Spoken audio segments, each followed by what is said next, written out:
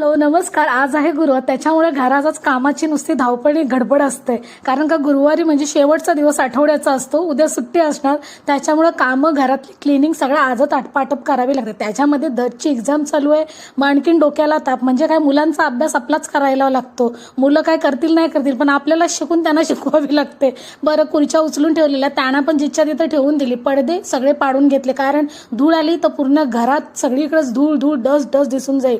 म्हटलं चला बेडशीट पण उचलून काढूया आणि धुवायला टाकूया. आधीच एक मी एक्स्ट्रा बेडशीट आतमध्ये टाकली होती, म्हटलं हिला सेट करून ठेवूया. सेट करता करता ते रबर पण हेकना टिव टिव टिव नुसते उडतच होते. कशी तरी तिला आटपून अगदी व्यवस्थित उशा बिशा लावून ठेवल्या. इथं कोणी झोपत नाही, पण माझा दर्श कधी दुपारी त्याला वाटला तर इथं खेळत असतो त्याच्यासाठी. म्हणून मग 15 दिवसांतर मला ती बेडशीट बदलावी लागतं, नाहीतरी मग झोपलं नाही तरी धूळ तर असतेच. मग जेवण कुणाला सुटलंय, बाईला कुठलं जेवण सुटलंय का? जेवण तर पहिलं पाहिजे, पण आज उपासाच आहे, त्याच्यामुळे पुलाव भात बनणार आहे जेवणाला आणि सोबतीला सलाड. तो चॅनलला सबस्क्राईब करा. चला उद्या भेटू.